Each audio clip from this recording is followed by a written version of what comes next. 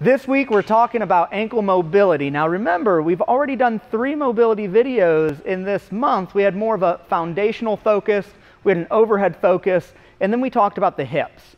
In this video, I'm going to cover 3 key points. We're going to look at what we do pre and during workout. We're going to look at immediately after workout, and then any time during the day. Let's dive into it.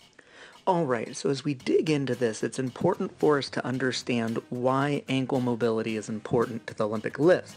Now what I'm going to show you here is a classic overhead squat, and as Chelsea comes down, she's going to allow herself to have good ankle mobility. So what we immediately see are these knees come over the toes, which allow her butt to come between her ankles.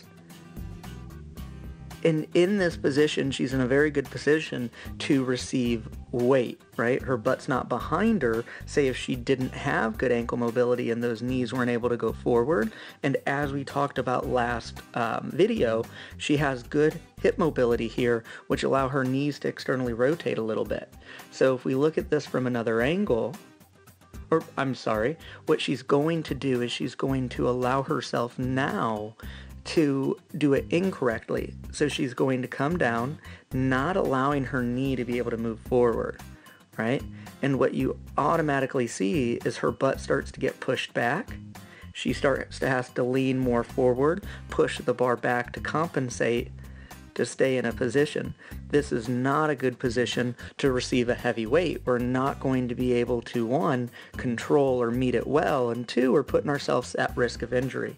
So now if we look from a different angle, she's going to do it correctly, letting those knees come forward over the toes, which allows her butt to sit in and her to be able to keep the bar in a nice spot over the head. Now if we look at it incorrectly from this angle, she's not going to let the knees come forward, so she's going to pretend there's a barrier stopping her, just like ankle mobility does to us. This causes her butt to start to push back. That causes her chest to have to drop forward to compensate, to keep that bar up. And again, you really see that chest dropping because she's really fighting letting these knees go forward, and that's exactly what ankle mobility does. So let's get into that pre-workout. What are we going to do to open up these ankles for training? Alright guys, so we have another voodoo floss, compression strap, whatever you want to call it, exercise here. We're going to go about mid-calf, and what we're going to do is we're going to put this on, but remember, you got to put it on tight enough. The biggest issue is people don't put it on tight enough when they wrap themselves. You're going to get into a position that's a classic ankle stretch, as I call it, right? So Chelsea here has her foot flat to the ground, right? Then she's also straight on to the wall, so she's not turned either way with the foot.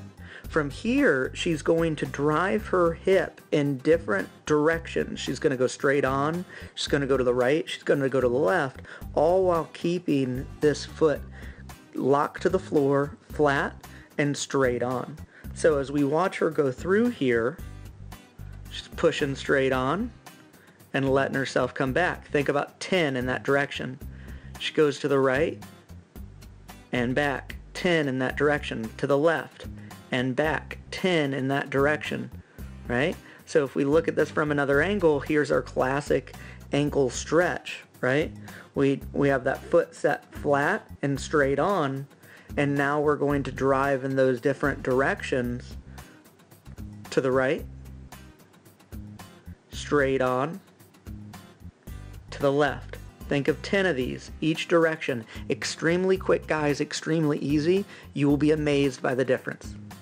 Alright, this warm-up is so simple, and if you were to walk into the warm-up area of a world championship or at the Olympics, you would see a number of the athletes doing this. All we're doing is placing the bar on top of the knees, and we're just using our body weight in the bar to dynamically move around.